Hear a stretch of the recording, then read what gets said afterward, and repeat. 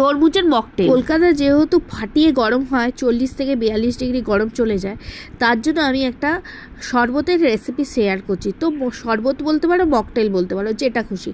তো সবার প্রথম লাগবে তরমুজটাকে টুকরো টুকরো করে খোসা ছাড়িয়ে একদম ফাইন চপ করে নেব। আগে মোটা খোসাটা ছাড়িয়ে তরমুজ লাল অংশটা আগে বার করে নেব ভালো করে, যেন বেরিয়ে আসে। আর ছোটো তরমুজ হলে তো খুবই ভালো, আর বড় তরমুজ হলে হাফ করে 4 টুকরো করেই কাটবে। এরকম ফাইন চপ করে নেবে। আমার যেহেতু জুসার নেই, তো আমি মিক্সিতেই করে নিয়েছিলাম অল্প অল্প করে। তো ফাইন চপ করে নিয়েছি। ফার্স্ট টুকরো টুকরো করে একটা বাটিতে রেখে দিয়েছি। এবার নেব পাতিলেবু লাগবেই।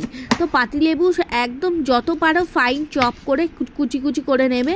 পাতিলেবুটা লাগবে, আর একটু থেতো করতেও লাগবে। তো আমি পুরো প্রায় যতটা পারা যায় পাতিলেবুকে ছোট ছোট করে টুকরো টুকরো করে নিয়েছি।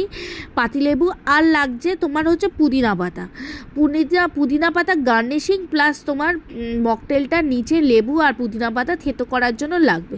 তাই আমি পুদিনা পাতা নিয়ে নিয়েছি। এই মিক্সি জারের মধ্যে আমি কিউব করা কুচি কুচি করা মিক্সিতে আমি তরমুজের টুকরোগুলো নিয়ে নিয়েছি। এবার বিট নুন নিচ্ছি। বিট নুনটা প্রায় 1 চামচে। তারপরে আমি চাট মশলা নেব প্রায় অনেকটা। আর তোমরা চিনি দিতে পারো, যেহেতু আমার শাশুড়িমা সুগার, তা আমি হানি দিয়েছি, এটাও শরীরের পক্ষেও ভালো। তো আমি মধু দিয়ে এবার মিক্সিতে ব্লেন্ড করে নিয়েছি। এবার ব্লেন্ড করার পর আমি একটা বাটিতে একটা ছাঁকনি নিয়ে নিয়েছি, যেন দানাগুলো মুখে না পড়ে। ছেঁকে নিয়েছি জুসটা, আর বার করে নিয়েছি একদম ভালো করে ছেঁকে। জুসটা আমি ভালো করে বার করে নিয়েছি। যতটা পারা যায় জুসটা বার করবে। আমি অনেকটাই জুসটা বার করে একদম পুরো দলা করে বার করে ফেলে দিয়েছি খোসাটা। এবার আমি লেবুটা গ্লাসের মুখটার মধ্যে ভালো করে রসটা মাখিয়ে নেবো। এবার আমি জলজিরা নেবো। একটা প্লেটে জলজিরা নিতে পারো, বা তোমাদের ইচ্ছা ওপরে ছড়িয়েও দিতে পারো। আমি গ্লাসের মুখটা চারিদিকে জলজিরাটাকে মাখিয়ে নিলাম। এইটা কেন করলাম, কারণ হচ্ছে যখন মকটেলটা খাবে তখন যেন শরবতটা খাবে মুখে যেন টক টক ট্যাঙ্কি ভাব লাগে, তার জন্য। এইবার আমি পুদিনা পাতা নিচ্ছি আর লেবুর 1 টুকরো নিয়ে নিচ্ছি।